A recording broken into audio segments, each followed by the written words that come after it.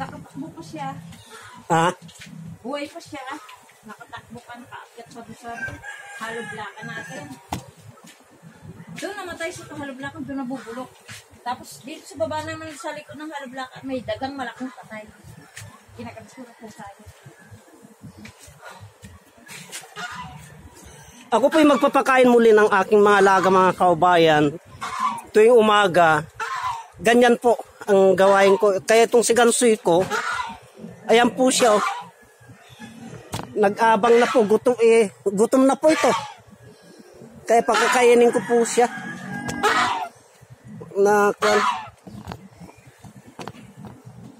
Kanina pa nag-abang ito, mga kaubayan. Oh.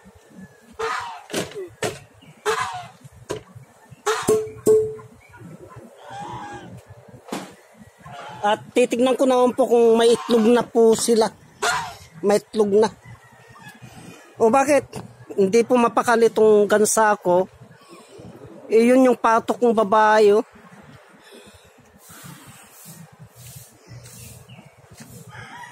Wala pa rin po. Hindi pa rin po nangingitlog, mga kaubayan.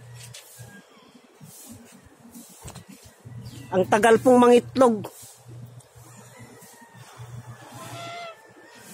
So, bali itong inuminan nila na bali maglalagay na lamang po ako ng tubig, mga kaubayan. Kaya bubuksan ko po yung gripo.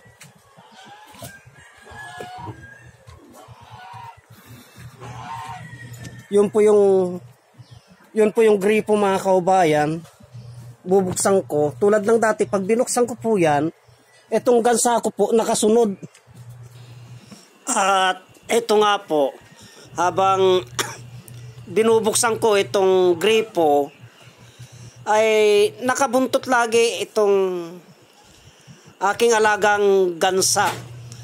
Kahit saan po ako pumunta, mga kaubayan, ay laging nasa likuran ko po yan. Kaya eto, bukas na yung gripo at unahin kong lalagyan ng tubig itong inuminan nila na ito. At hanggat naglalakad ako ay nakabuntot ito, nakasunod si gansa. Ito, itinapon ko na yung tubig nila para palitan po. Yan po. Hanggat pinupuno ko po ay tinitignan ko po ang aming kapaligiran. Tinitignan ko po, sinisilip ko, baka mamaya nangitlog na yung pato ko kung saan-saan. Ngunit wala pa po talaga, mga kababayan. Hindi pa po nangingitlog. Wala pa akong makitang itlog niya. Siguro hindi pa panahon kaya kinuha ko ulit yung hose. At ito naman po, isang lalagyan ng inuminan nila ang kakargaan ko ng tubig. At yan nga po, iniwan ko na dyan yung hose.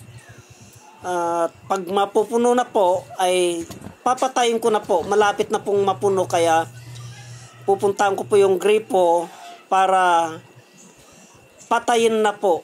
Kasi aapaw na po ang tubig niyan. Ayan po, nakasunod na naman si Gansoy ko. Kaya kami po ay iikot. Titignan po namin yung bunga ng aking mangga.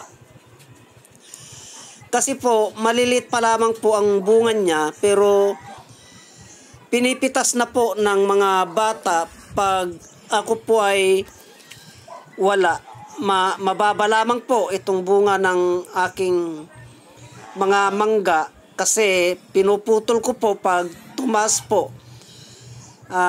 Ayaw ko po kasi yung inaakyat-akyat pa, mga kababayan. Kaya pa gusto ko yung mababa lamang po, nasusungkit lamang o kaya naabot lamang po ang kanilang bunga para hindi ka na po mahirapan na manguha kung gusto mo pong kumain. Kaya ito nga po, sinisilip ko sa taas kung marami pong bunga may nakikita po ako na may mga nalalaglag po. Marami pong nalalaglag.